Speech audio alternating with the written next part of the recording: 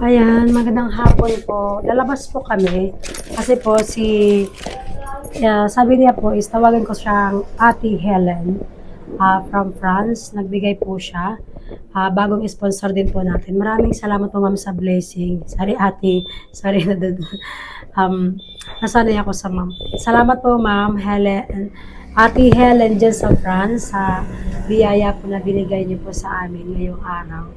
Ayan, palis na po kami. Ipikapin po namin yung pera. Pag nandun na po kami sa Western Union, ayan na, sasabihin ko po kung ano po yung gusto ni Ate Helen sa binigay niya pong pera. So, see you po. Ayan, nasa labas na po si BJ. Pakita ko muna yung aming tindahan. Ayan. Ito po aming mga paninda. So, labas na po tayo. Yung aming soft drinks, nandito lang sa labas. Wala kaming ref. Hindi pwede sa ref namin pala. Oh, dyan na si Lakshmi. Naku po. Why you came now? Should we come after 5 minutes? Are you going now? Are you Yeah. going now? Huh?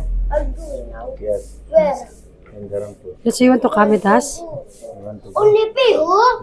Just now Okay, we, go. we are going out. After 5 minutes you will come. Maybe we are not here. Go. Yes? Oh, dali na. Pamangkin na aking asawa, Piho. Are you okay there? Mayain. Mayain ka. Iba. Apka siya, Piho. Ay, iba. Ganon. Dali na, Lakshmi. Yan na. Oh.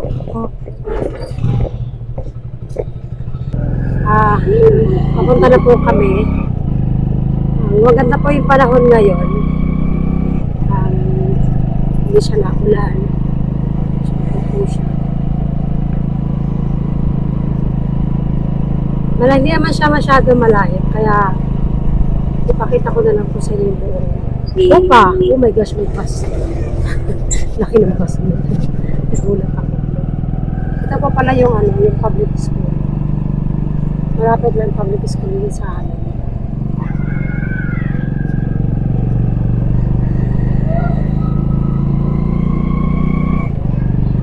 Sa sobrang ulan, ayan, basang-basa na yung panay. Kung makikita nyo parang may back sa palayan.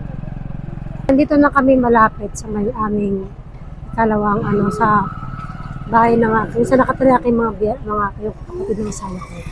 Kung nakikita nyo dyan, yan po, sila po yung maaway po sa aking asawa, nakukurin po nila yung lupa.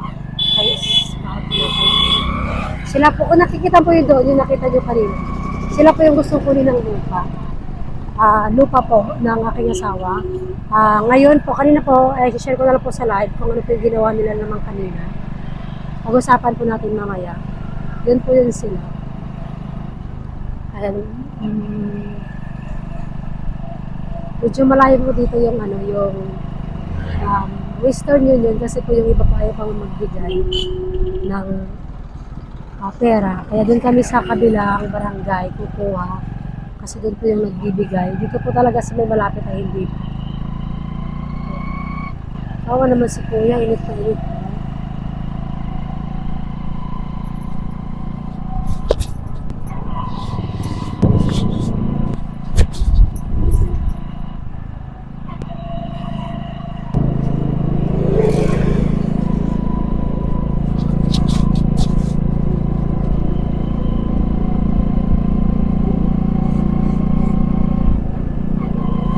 Kung makapansin niyo, may temple dito sila nagdadasal. Para pag may pesta, maraming tao yan dito sa temple. At dyan naman po yung post office dito. Yes, dito po yung post office. India Post Office. Yes. All the music in the marriage, they are good here for marriage. Ito yung pang-marriage sa pang-music. Yun yung mga pinapapahan din nila. Ayan.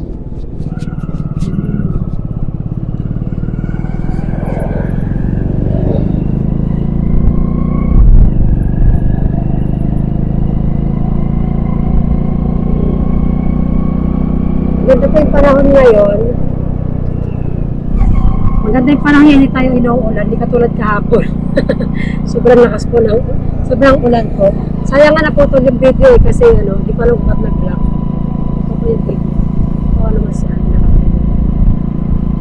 Tingin ko na yung video, kung malapit po tayo. Dito na pala kami malapit. Hindi ko na-video kan sa So ayan, dito na po kami. Hindi ko napansin. Dito na ako nakapag-video. Ang init. Ang sakit ng init. Ang sakit sa mata yung init. Dito kayo magkukuan, magkiklaim ng pera kasi po. Dito po sila nagbibigay. Ayan pa yung public, garment bus. Dito sa India. Diyan kami sumasaka sa garment bus.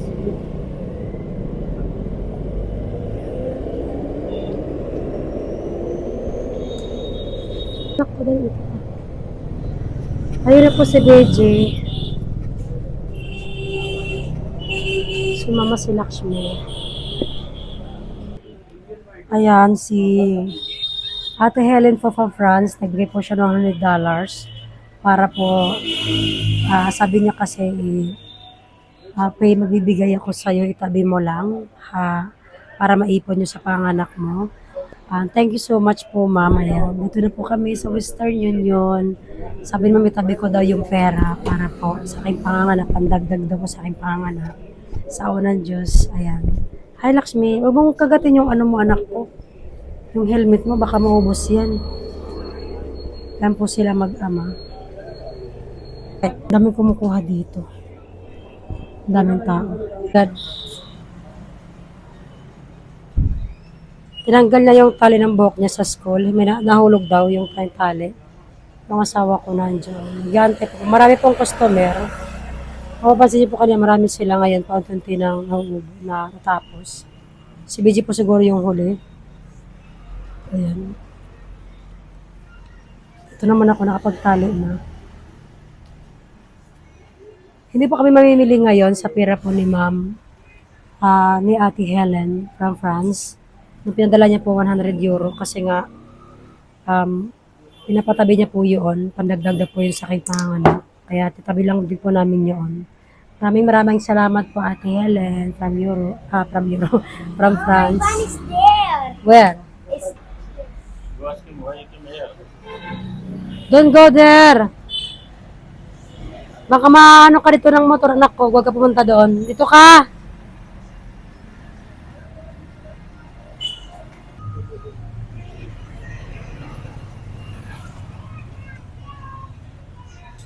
Wala pa po yung sa kay BJ. Pinakita na po ni BJ ang resibo. Galing po kay Ate Helen from France. Thank you po so much po Ate Helen. Bibigyan na po si BJ ng kanyang ID.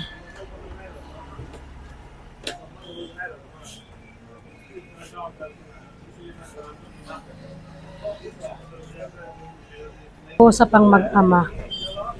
Kasi sabi ni Lakshmi, Mama, kailangan ko ng bagong uniform. Lagi na lang si kila bago. Every year bago ang uniform. Nadan po kami sa uniform. Kasi kailangan naman ng uniform ni Lakshmi. Kaya nakapalit naman siya ng uniform. Every year sila nagpapat ng uniform. Bigyan na po kay BJ. What? So, ayan na. Tapos na po kami. Let's go na. Wow, okay. Ayan, uwi na po kami. Dadan po kami sa uniform ni Lakshmi. Kasi po, kailangan po ng uniform ni Lakshmi. Bagong uniform na naman. Ayan, tapos na po namin makuha yung pera. Pauwi na po kami. Pero dadan po kami sa uniform. Kasi kailangan po ni Lakshmi ng uniform. Where is that? We will buy ready-made?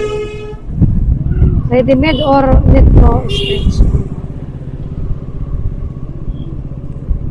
Ayan, tinuro kami ni Kuya doon.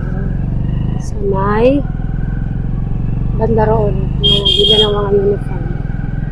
Pumuntahan po namin kasi kailangan po ni Lakshmi ng uniform talaga. Siguro yung sa uniform.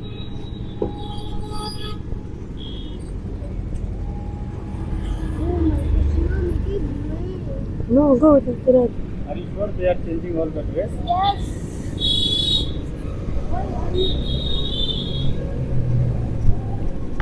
This one, Daddy. This one. This one. Babu. Uniform, patingin nga.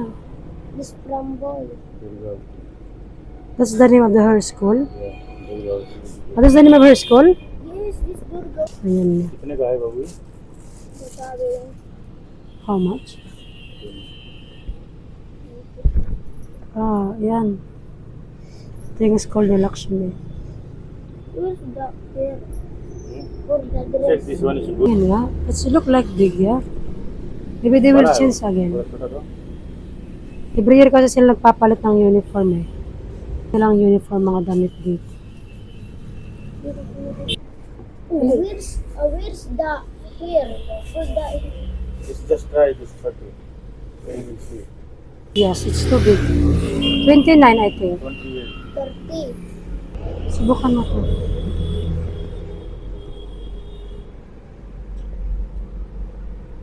Ah, okay. That's good.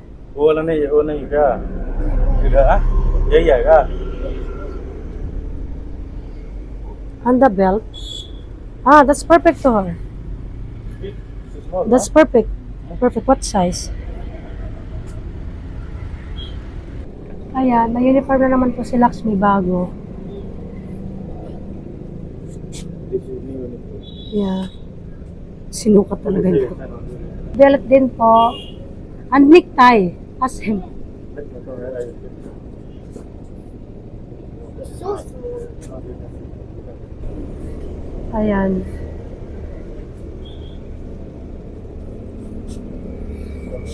Hindi ko alam kung magkano yung ano. Yung Atara. No.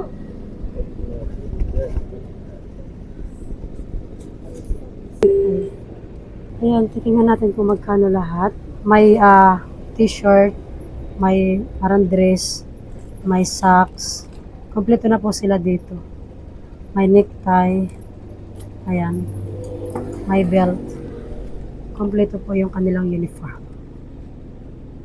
Every year po sila nagpapalit ng uniform. Ayan, iba na po si BJ. Bali po yung uniform po na pinabayad po ni BJ galing po sa Perimang Casey Nelson. Kasi po yung kay Ate Helen from France, tulad po ng sinabi ni Ate Helen from France na tabi mo pay para pandagdag sa iyong panganak. Thank you so much po, Ma'am Helen from France. Thank you so much po. God bless more po. Bumili sa uniform nila. थोड़ा पानी मिलेगा क्या सीट पे डालने के लिए? बहुत गर्म हो गया। Daddy. Mama,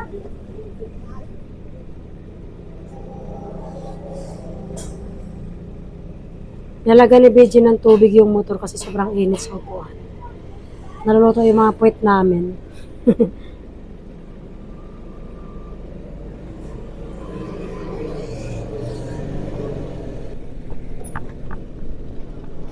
What is it, Daddy?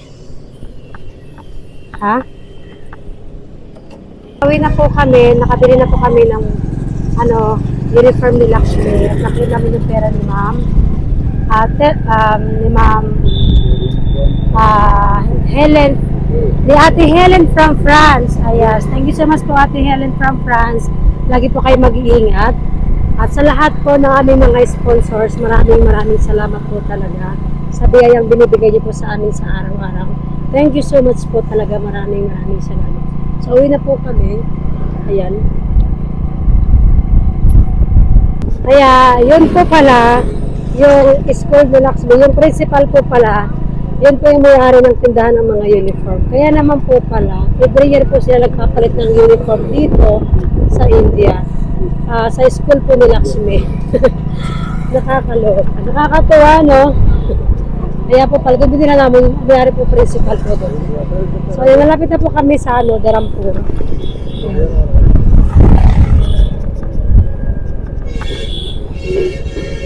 Oh, careful. Take care. Oh. So, ayun na kami sa village. Malapit na po kami sa aming bahay.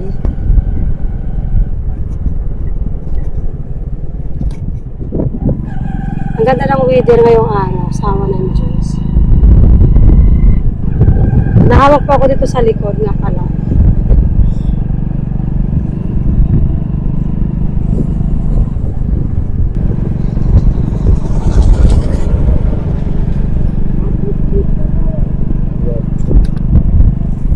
Pang ginagawa nila kay mga kambing. Uy, nakalaki kambing sa Lagusong. Nakamadama na dito. Ayan ang bahay nila ate.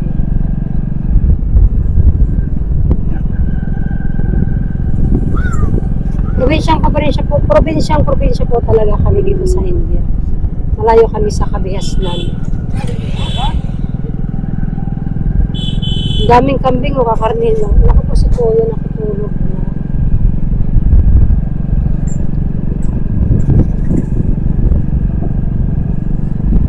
So ayan, sobrang lapit na po namin sa bahay. May tower kami dito, ayan.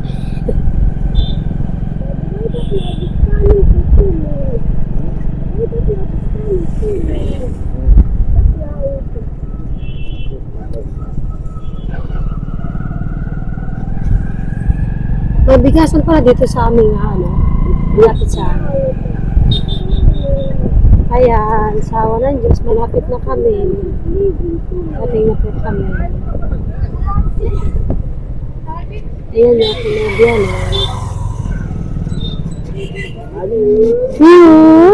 Pisipiho.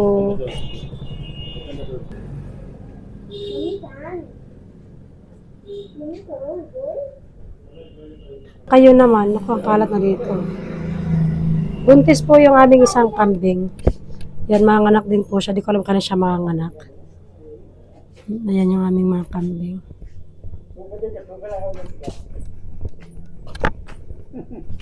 Oh, sige na, pasok na tayo. Ayan, hello po. Thank you so much po kay ma'am.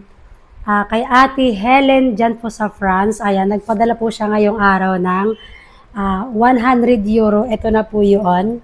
Ayan, sabi po ni Ate Helen dyan sa France na sabi niya, Faye, itabi mo lang yung pera kasi para makapandagdag yan sa panganak mo. Ma'am, thank you so much po sa binigay niyo po. Itatabi ko po ito. Ako po magtatabi mismo. Sinabi ko rin po kay BJ, itatabi ko sa aking wallet. Kaya yun po, isasama ko siya doon. Basta itatabi ko siya doon sa aking, isa pang itinatabi sa aming pamasahe. Ayan po, ma'am. Thank you so much po, ma'am. Napakalaking tulong po ito sa amin na binigay niyo. Ayan. Tada, napakadali pong kunin doon sa Western Union kasi po, kilala na po si BJ doon kasi lagi po si BJ nakikita ng may-ari doon ng Western Union. Kaya po, ibinibigay po nila kagad kay BJ. Tsaka madalas po kami doon sa awa ng Diyos pag binibigyan po kami ng mga sponsors. Thank you so much po, ma'am. Ingat po kayo lagi dyan. More blessing po sa inyong lahat. Sa lahat po namin mga sponsors. Maraming salamat po. Napakalaking tulong po ito. Itatabi ko po ito. Ako mismo magtatabi. Thank you so much po. Ate Helen dyan sa France. Bye-bye. Ayan, bye-bye po. God bless more po, Ate Helen dyan sa France. Ingat po kayo lagi. Thank you so much po. Ingat po kayo sa work.